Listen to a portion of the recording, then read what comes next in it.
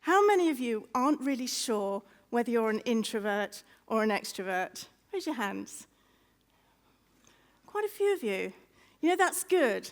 That means you might be a flextrovert. Today I want to talk about what it means to be a flextrovert. How is it that flextroverts get so much more from life? And what do you have to do to become one?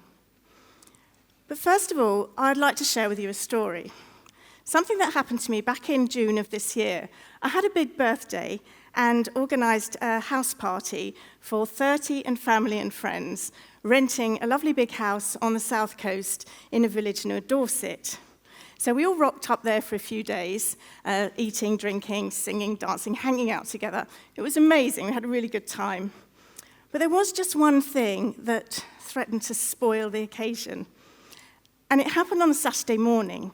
I had organised a get-together of a drumming workshop. A guy called Ralph brought along a load of African drums, and he set them up in the garden so we could all do some drumming. I'm not very musical, but I thought, well, banging a drum, I mean, how difficult can that be? And actually, when you're banging a drum with 30 other people, you can actually kid yourself that you sound quite good. So there we are on a Saturday morning, all banging our bongos. And I noticed across the garden this elderly gentleman walking towards us. I thought, oh no, here we go, complaining neighbour. You know. So immediately my brain goes into sort of defensive mode. I started thinking, right, what can I say? Okay, well, you know, it's not the middle of the night, is it? We can't be disturbing that many people. We're not near many houses. We're not going to be here for long, etc., etc. My brain just started working overtime. And as he came towards us and he started saying, you know, you're making rather a lot of noise, etc., and his cloth cap and his country tweeds and a scowl on his face, before I could go up with my case for the defense, somebody else stood up. And it was Ray. Ray is my business partner at Do Something Different, an all-round good guy. And this is Ray here. Here he is with a big bongo. And Ray stood up, and he said to this gentleman, "Oi," he said, "have you ever played one of these?" And the guy said, "No." And Ray said to him, "Well, why don't you have a go?" And he went, "Oh, okay then, I will."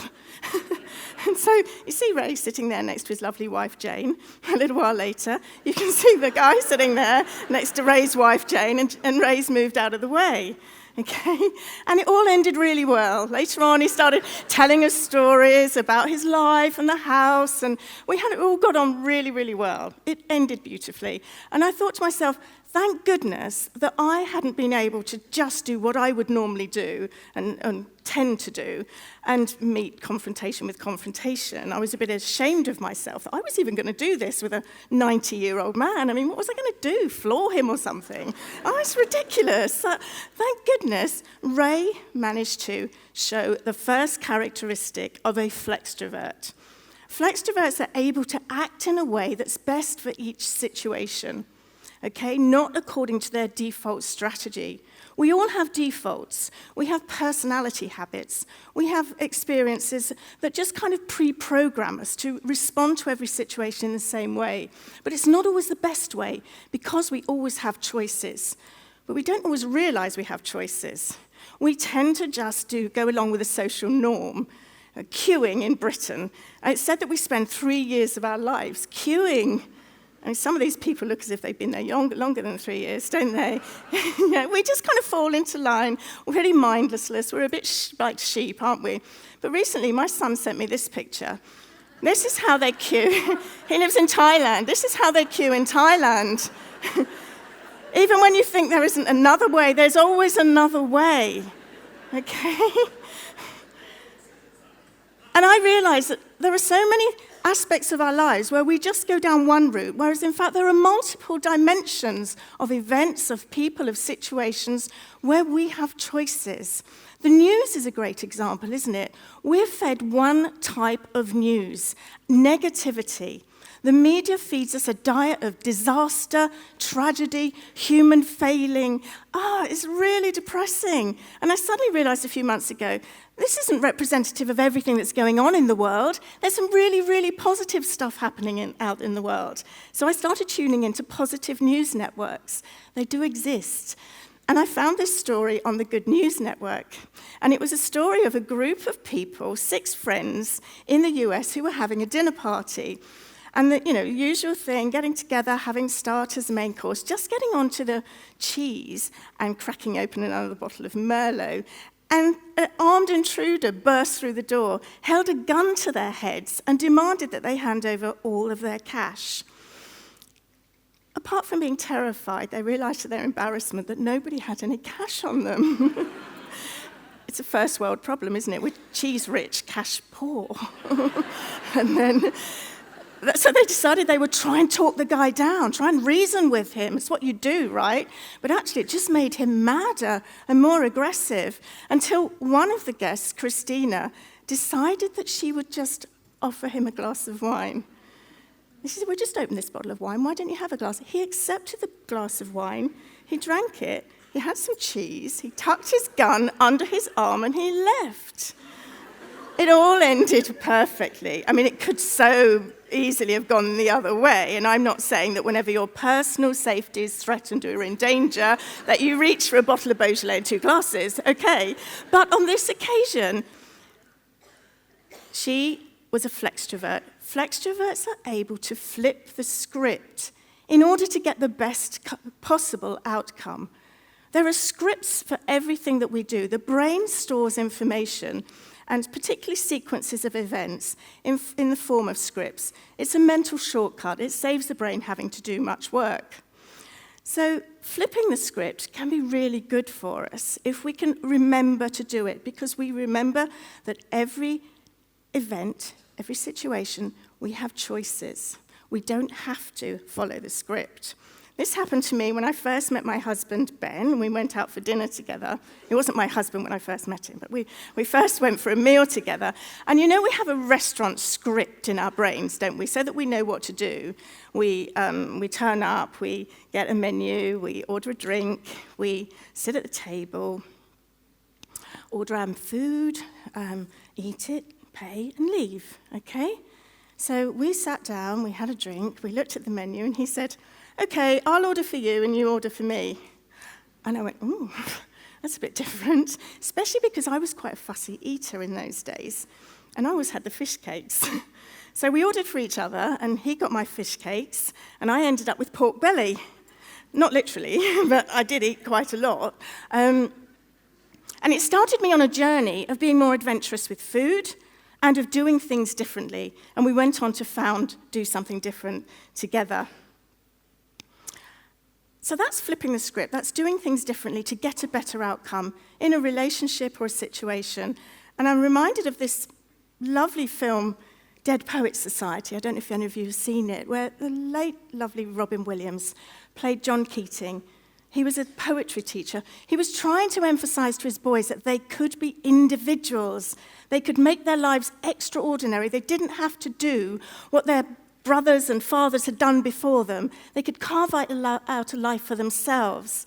And he jumped up on his desk on one occasion, and he said to them, I stand upon my desk to remind myself that we must constantly look at things in a different way.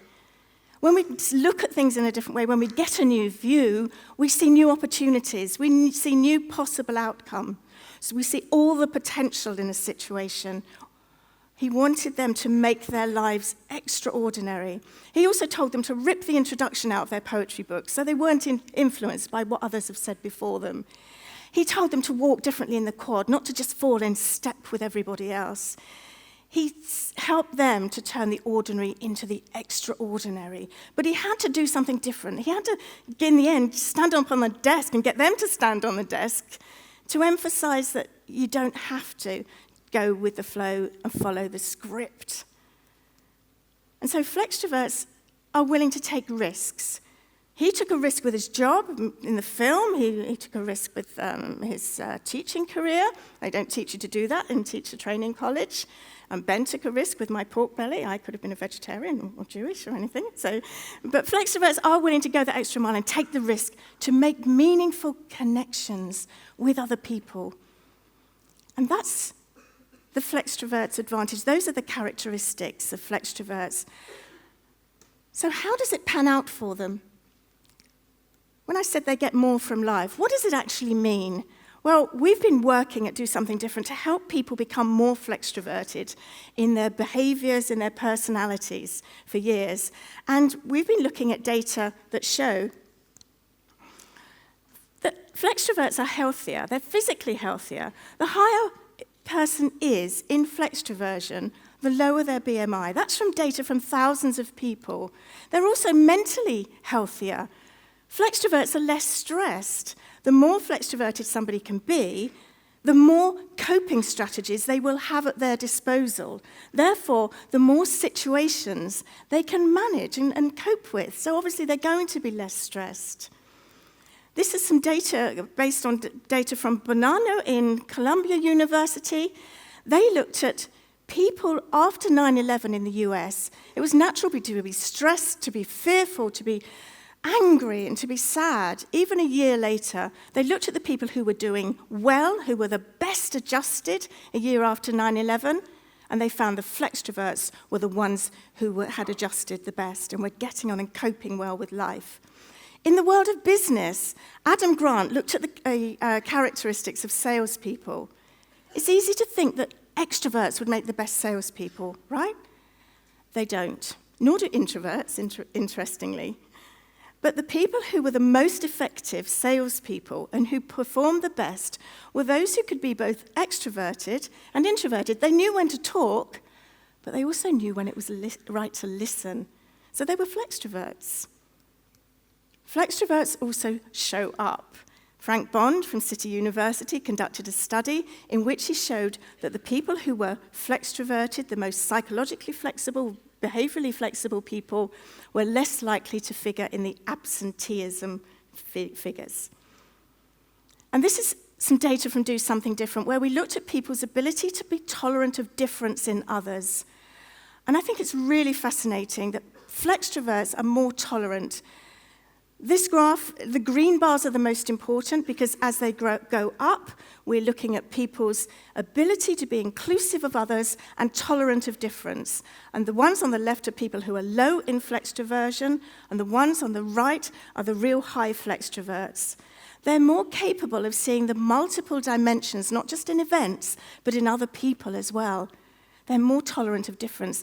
And when we live in a world in which we seem to be getting less tolerance of difference, there seems to be more and more hatred in the world, I think this is an incredibly important asset in making sure that we can all live harmoniously together.